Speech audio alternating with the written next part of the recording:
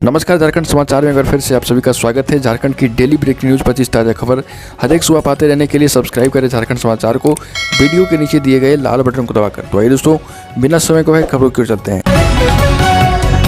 सबसे पहली और बड़ी खबर, झारखंड में निजी क्षेत्र की नौकरियों में स्थानीय युवाओं को 75% आरक्षण देने का रास्ता साफ हो गया है। और इसमें सबसे बड़ी बात यह होगी कि इस बिल का ड्राफ्ट हरियाणा की तर्ज पर बनाया गया है। अब निजी कंपनियों को 40,000 रुपये वेतन वाले 75% पदों पर स्थानीय युवाओं को यानी कि झारखंड के युवाओं को प्राथमिकता के आधार पर नौकरी देनी होगी। हालांकि युवाओं को योग्यता के आधार पर ही नौकरी मिलेगी, जरूरत पड़ी तो उन्हें ट्रेनिंग भी कंपनी देगी।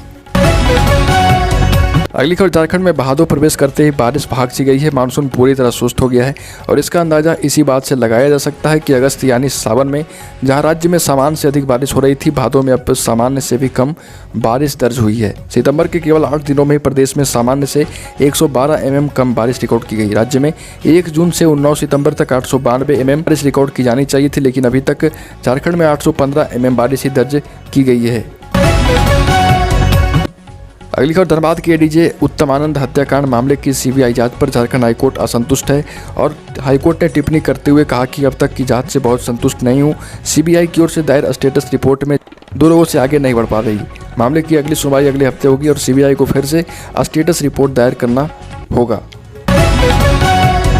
अगली खबर, जेपीएससी और जेएससी की ओर से दायर शपथ पत्र को देखने के बाद राज्य सरकार के इस फैसले पर हाईकोर्ट ने नाराजगी जाहिर की है, जिसमें एफएसएल में रिक्त पदों के लिए विज्ञापन मार्च में निकाला गया था। बाद में उसे कैंसिल कर दिया गया और अभी तक दोबारा विज्ञापन नहीं निकाला जा सका। मामले की अगली सुनवाई के दौरान कोर्ट ने होम सेक्रेटरी और डायरेक्टर एफएसएल को प्रेजेंट रहने का आदेश दिया है कोर्ट में।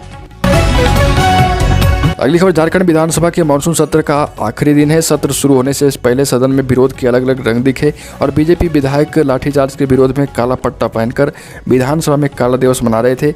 वहीं स्वास्थ्य मंत्री बन्ना गुप्ता ने कहा कि जब एक चाय वाला देश का पीएम बन सकता है तो गरीब, दलितों और आदिवासियों की आवाज़ उठने वाले ऑटो चालक का नेता स्वास्थ्य मंत्री क्यों नहीं बन सकता है। वहीं बीजेपी के विधायकों ने कहा कि मुद्दे से भटककर हेमंत सरकार लाठी गोली की सरकार चलाना चाहती है, जो नहीं चलने दिया जाएगा।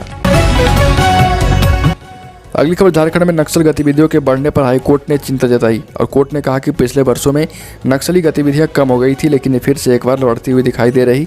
यह अच्छी बात नहीं है। अदालत ने सरकार से पूछा है कि आखिर ऐसी क्या बात है कि नक्सली गतिविधियां 1-1.5 वर्षों में बढ़ रही। क्या सरकार ने कोई पॉलिसी चेंज की है? अदालत ने मामले की सुनवाई के दौरान ही डीजीपी को वर्चुअल माध्यम से जुड़ने को कहा।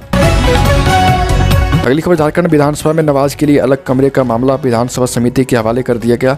इसके लिए स्पीकर की तरफ से 7 सदस्यीय समिति का गठन किया गया। समिति के सुझाव के आधार पर अंतिम निर्णय किया जाएगा। जेएमएम विधायक सरफराज अहमद के सुझाव पर स्पीकर रविंद्रनाथ महतो ने कहा कि जब सदन की इस पर सहमति है तो मुझे भी कोई आपत्ति नहीं है।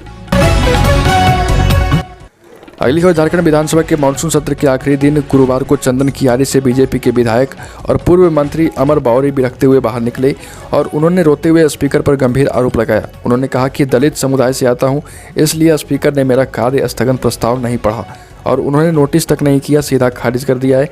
और उन्होंने कहा कि आसन कभी इस तरह से व्यवहार नहीं करता है जिस तरह से पक्षपाती व्यवहार मेरे साथ किया गया। दुखद ये है कि बाबा साहब के सपने को तोड़ा जा रहा है। अगली खबर, टाटा स्टील फाउंडेशन और ट्राइबल कल्चरल सोसाइटी ने जमशेदपुर एवं आसपास के स्नातक उत्तीर्ण ST/SC छात्रों को निःशुल्क कोचिंग देने का अवसर उपलब्ध कराया। इसमें छात्रों को प्रतियोगिता परीक्षाओं की तैयारी कराई जाएगी ताकि ज़्यादा से ज़्यादा आदिवासी छात्र सिविल सर्विस में जा सकें। यह कोचिंग पूरी तरह से निःशुल्क रहेगी। इसके लिए आवेदन आमंत्रित किए गए हैं। शहर के छात्र कोचिंग में शामिल होने के लिए ऑनलाइन या ऑफलाइन आवेदन कर सकते हैं। ऑफलाइन आवेदन करने के लिए ट्राइबल कल्चरल सोसाइटी से आवेदन पत्र लेना होगा और उसे सुबह 10 से 5 बजे के बीच जमा करना होगा। अगली खबर, सरकारी नौकरी की तैयारी कर रहे झारखंड के छात्रों के लिए बड़ी खबर। राजस्थान कर्मचारी चयन बोर्ड ने ग्राम विकास अधिकारी के पदों पर RSMSSB रिक्रूटमेंट 2021 निकाला है और ऐसे में इच्छुक उम्मीदवार चयन बोर्ड की आधिकारिक वेबसाइट www.rsmssb.rajasthan.gov.in पर जाकर आवेदन कर सकते हैं। विज्ञापन के अनुसार 3,896 रिक्त पदों पर भर्तियां की जाएगी। अगली खबर, वैक्सीन का पहला डोज लगने के बाद मौत की संभावना भारत देश में 96% तक कम हो जाती है। वहीं दूसरे डोज के बाद आशंका 97% तक कम हो जाती है। सरकार ने गुरुवार को यह जानकारी सार्वजनिक की है। स्वास्थ्य मंत्रालय की तरफ से बताया गया कि यह जानकारी अप्रैल से अगस्त के बीच डेटा पर हुई रिसर्च के आधार पर जारी किया गया है।